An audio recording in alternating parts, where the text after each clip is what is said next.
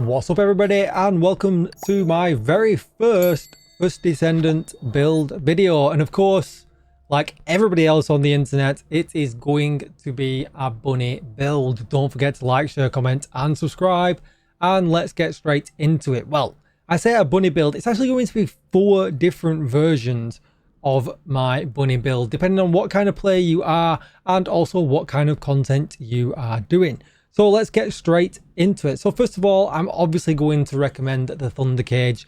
The game literally gives you this gun for free, and it's really easy to farm multiple copies of it. I'll give this its own video because otherwise I suspect that these videos will get too long. So be sure to check that out on my channel. But there, you can see what I'm running. Quick chance, quick damage, bonus firearm attack versus the Colossus, and firearm attack. I put a lot of resources into that to get them all nice and yellow for the biggest deeps possible, but that is kind of what I'm running. I have got 2 other very popular guns right now, the Enduring Legacy and the Greg's on my other slots, but they're just there for sure. Really, we don't need them at all, as Bunny, pretty much the Thunder Cage is everything that we need it to do. Right, so first of all, we'll go into our Descendant modules. Right, so as you can see here, I've got my no risk mobbing setup. I've got my boss setup. I've got bionic mobbing setup. And I've got setting number 4, which I am going to save for last. That's kind of a surprise build that I think is becoming more and more popular as people kind of play this more and more. Right, so no risk mob, basically it's just saying that I'm not using bionic, so we're not going to be down with no health all of the time. And I kind of go over why I'm using such things. As you can see, I've put a catalyst in every single slot apart from my skill module up here, because unfortunately if you look at the Descendant mods, they're not all the same kind of category. So, if I ever want to change, between just bionic fuel and high voltage, which are the 2 most popular ones right now, one is an R and one is an M. So I just can't put a category, a cat in this slot. As you can see, capacity wise, we have some to spare. So you don't necessarily have to upgrade as much as I have. But that's, I'm a completionist. It's just what I do. Right, let's get on with it. So multi-maneuvering. I use different ones for different builds. This one gives me 3 grappling hooks just for getting around quicker. If you didn't know, when you're grappling, you actually do more electric attacks with Bunny. With the lightning emission, because you're actually moving faster than even when you are sprinting. So I kind of think this one's pretty good. Kind of like it. Obviously, don't forget to level it up because it gives you extra module capacity. Then we're going to go with front lines, because as you can see here, my critical hit rate is 207% and my skill critical hit damage is 207%. Now you might think this 207% here, why would you go over 100%? And I totally agree with you, but if we go into the info section of our Descendant, you can see actually the proper percent is 30.77. So this is what you've got to kind of take into account. So let's go back into here.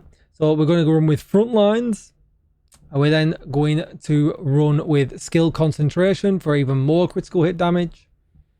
And then we're going to run skill insight for critical hit rate. We're then going to run MP collector, because the more we kill things, the longer we can carry on that kind of sprinting momentum, because as we kill things, we'll be getting MP back. We're then going to maximize the range a little bit as well. Same with skill expansion. So we're going to use 2 mods there, 94.4 and also 92.3. We're then going to give ourselves some electric skill power, 77.2. And it also gives us some cooldown as well, which is really nice on this mod. We're going to maximize the duration by 40%. Unfortunately, it does take some skill power away from us, but that 40% is absolutely huge. Then we're going to throw in some survivability with the max HP. I find that this is the only one I really ever need, but I will talk about that again in just a second.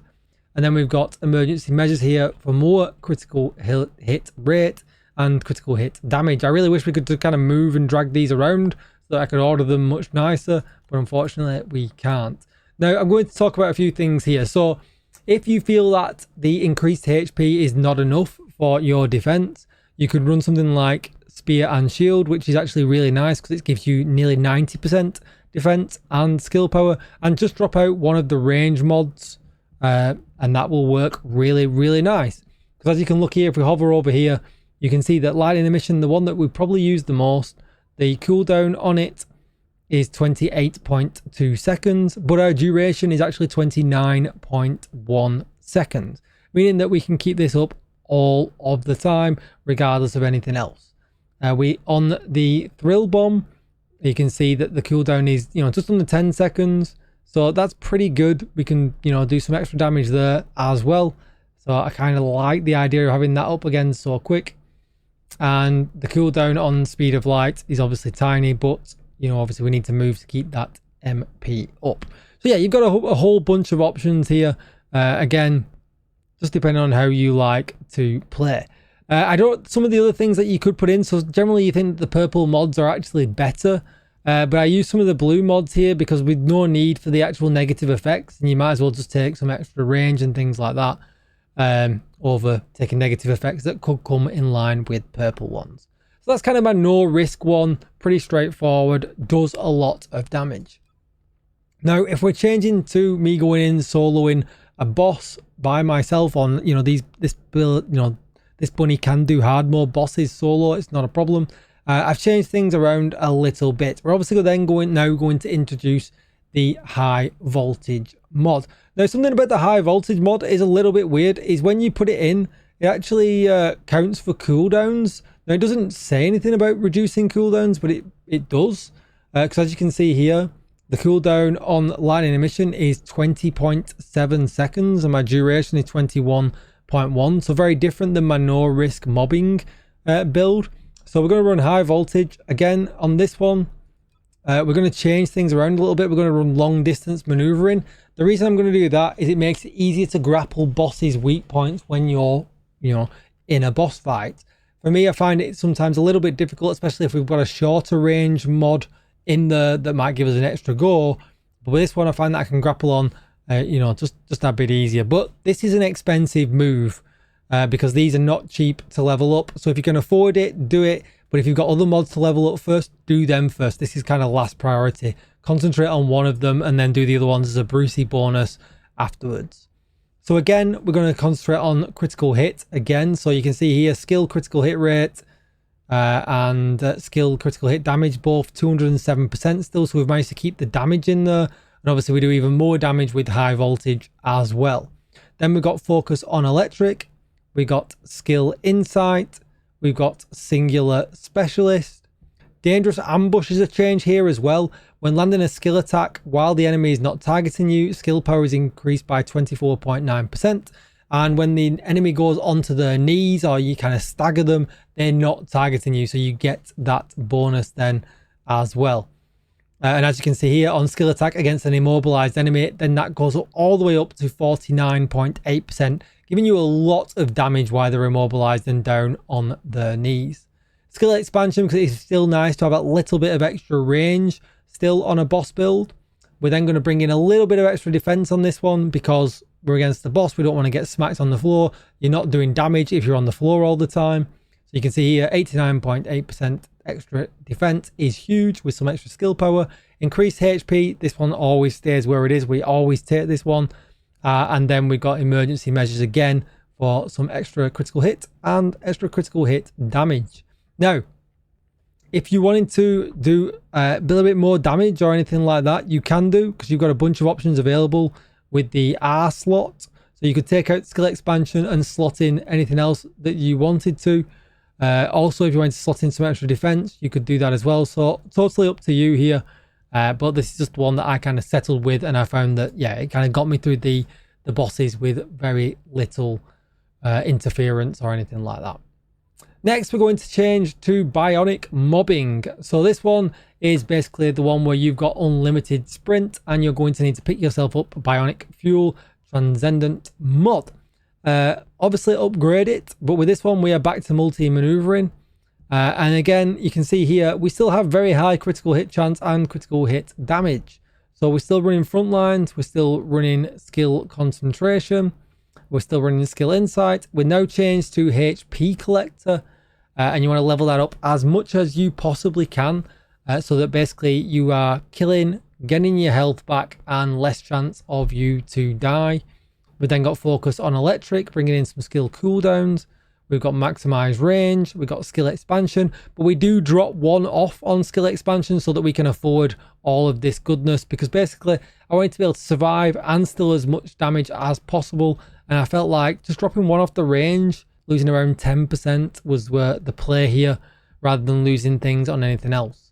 We've got maximized duration, increased HP, and then emergency measures. If we have a look at the skills, you can see the cooldown is 28.2 seconds, but it lasts for 29.1. Very similar to my no risk mobbing, but obviously with a few changes to accommodate bionic fuel. I do think there's probably something to play here. When you looked at, we could probably drop bionic fuel altogether, and if you looked at the cost mods, unfortunately they're all M's and have no M slots, so I can't really test this out.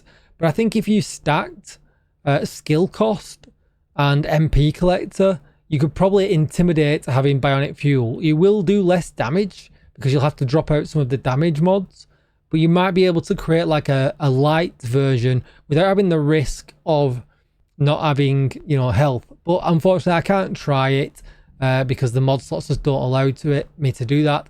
But I do believe they did mention there's going to be some changes where that we'll be able to have different presets with different you know, mods, different socket types essentially, which obviously makes them money if people are buying the crystallization catalyst, but then obviously gives us more to grind as well, because you know, that's a whole new set of sockets to grind out to make them builds. So now I'm going to go with setting 4. I haven't got a name for it yet. Maybe let me know in the comments down below what I can call this. But this is just for the dungeons that are a little bit harder when you get towards the end of the game. You get some mobs that perhaps with any of the other kind of builds take 2 or 3 electric shots. But with this one, you pretty much kill them all the time, or you know, at the most it takes 2 shots. And that's basically utilizing high voltage. We're going to use multi-maneuvering again. We're going to use skill insight. We're basically keeping that crit damage and chance really high on our skills. MP collector with this one. Front lines, skill expansion, electric specialist, singular specialist, spear and shield, because again, we're in higher level content, so we want a little bit more defense. And we still have that skill expansion in here, increased HP and emergency measures. Again, you can play with these R slots if you wanted to. You could put in some extra damage if you felt like you didn't need to have the, you know, the spear and shield in there, whatever you like. Or again, you know, there is the expansion mod as well to make the range bigger. You could put some more HP in if you really wanted to. But yeah, whatever you like here.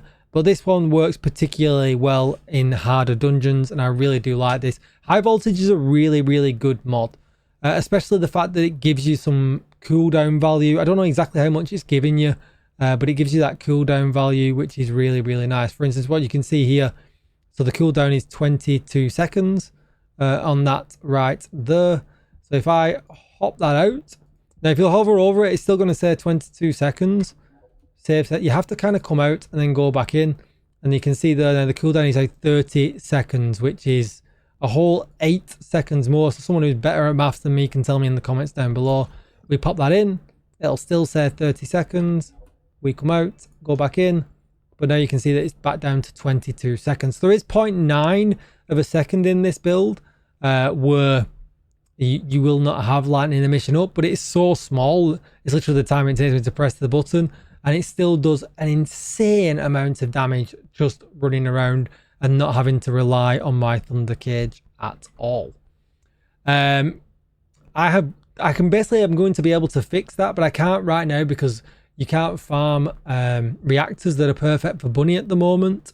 We're going to have to wait until next week's rotation. But as you can see, I've got no skill cooldown or any skill duration or damage or anything like that on the bottom of this reactor. It's great that it's a thunder cage one, and it's great that it's got the skill power ratio boost on there as well, but I couldn't get one before the time ticked over that was good at all. So if I get a good reactor, all of them mods and everything will fit really, really nice.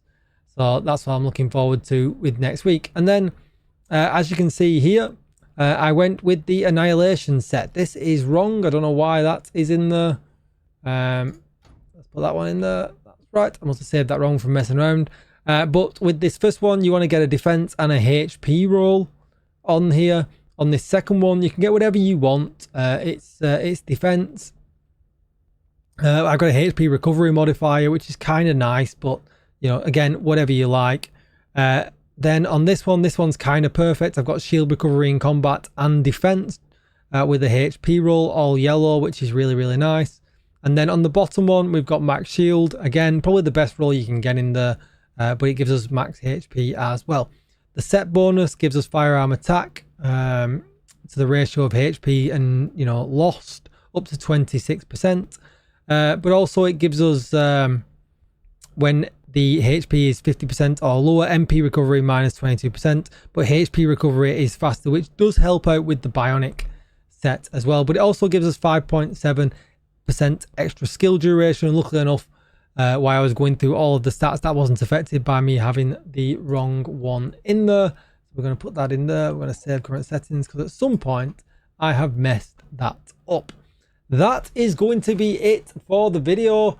I hope you enjoyed it. Any questions, let me know in the comments down below. But it does a hell of a lot of damage. You'll see 3 million when you are running around. Right, that's going to be it for the video. Don't forget to like, share, comment, and subscribe.